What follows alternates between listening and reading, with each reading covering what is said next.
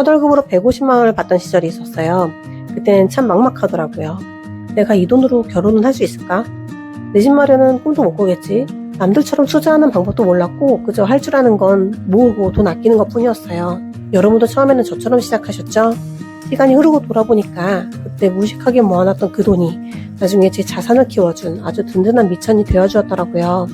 오늘 이야기하는 내용이 습관이 돼서 첫 월급 150만 원에서 4억이라는 소중한 자산을 만드는 뿌리가 되어주었어요. 여러분도 영상 끝까지 보시면 돈이 모이는 습관 만드실 수 있어요.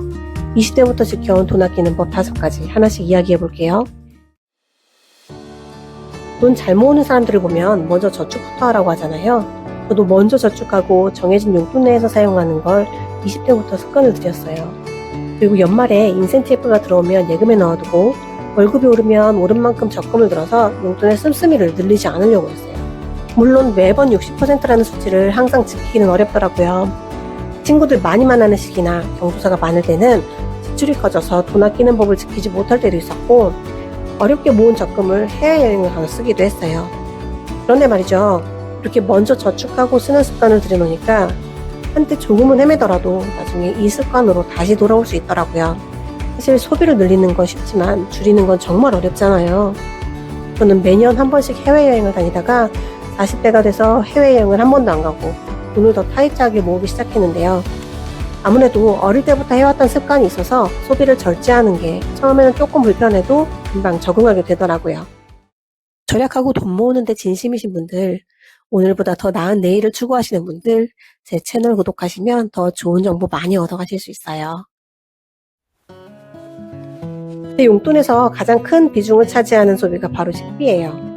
그래서 식비 절약하는 데 신경을 많이 썼는데요.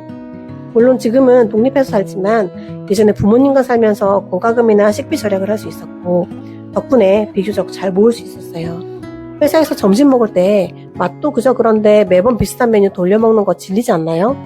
집에서 늘 아침에 밥을 먹으면서도 도시락도 같이 쌌는데요. 주말에 밑반찬에 두시면 거기에 계란말이나 햄 같은 거 얹어서 가면 이보다 더 좋은 점심 메뉴 없더라고요. 요즘 또 회사에 도시락을 싸가지고 다녀요.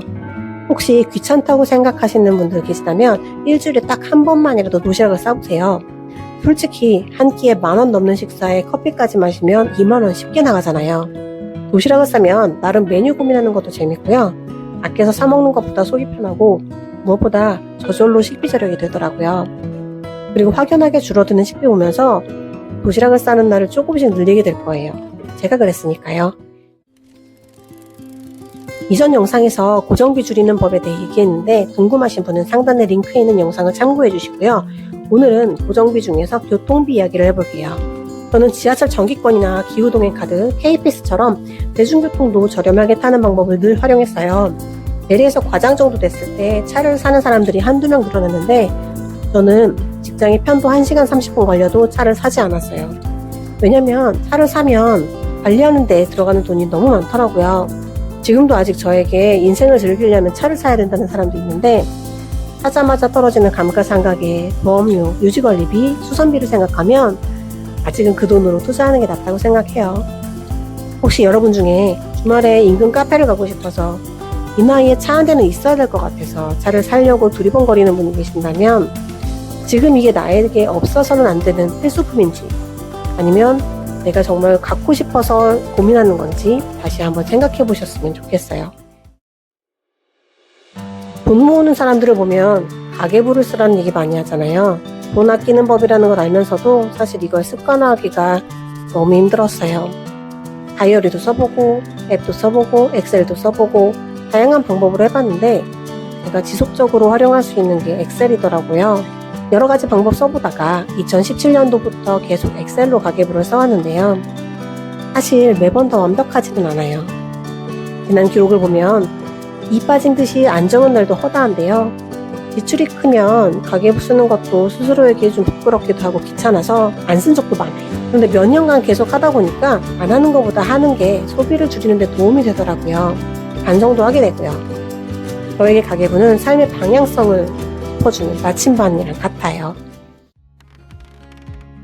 꾸민비에 들어가는 비용은 정해두지 않으면 한도 끝도 없더라고요. 친구 중에 네일아트를 받아야 손이 좀 부끄럽지 않다고 하는 친구가 있었어요. 네일과 패디를 받으면 20만원 정도 들어가는데 처음에는 조금 부럽기도 했는데 시간이 지날수록 그러진 않더라고요. 저도 손이 못생기게 컴플렉스여서 직장 들어가면 월급 받으면 꼭 네일 받아야지 라고 생각했는데 어차피 잘하는 손톱에 돈을 들이기가 너무너무 아깝더라고요. 그래서 지금까지 네일아트는 해외 나갔을 때 딱 2만원 주고 한 번 해봤어요. 머리도 마찬가지인데요. 미용실은 1년에 2번만 갔고 헤어 모델 알바하면서 머리를 했어요. 영양이 부족한 거는 샵에 가기보다 집에서 트리트먼트를 했고요. 지금은 염색도 집에서 하고 있고 미용실은 1년에 2번만 커트하러 가고 있어요. 매달 들어오는 월급의 금액도 중요해요. 하지만 그보다 더 중요한 건 돈을 어떻게 아끼고 관리하느냐에 따라서 10년 후, 20년 후에 나의 자산과 삶의 모습이 완전히 달라진다는 사실이에요. 첫 월급 150만원으로 막막해 하던 제 20대의 과거. 그런 제가 4억이라는 돈을 모을 수 있었던 건 엄청난 거라서가 아니에요. 오늘 말씀드렸던 기본적인 습관들을 묵묵히 이어왔기 때문이에요. 이 영상을 보고 계신 분들 중에 하나라도 안 한 게 있으시다면 가장 쉬운 것 하나부터 실천해 보셨으면 좋겠어요. 처음에는 이렇게까지 해야 되나 싶고 조금 궁색해 보일 수도 있어요. 하지만 통장에 단단하게 쌓여가는 잔고를 보면 그 마음이 자부심으로 바뀔 거예요. 그리고 여러분만의 소중한 돈 아끼는 법이 있다면 댓글로 나눠주시겠어요? 오늘도 함께 해주셔서 감사하고 다음에 더 유익한 영상으로 찾아올게요. 오늘도 시청해주셔서 감사합니다. 안녕.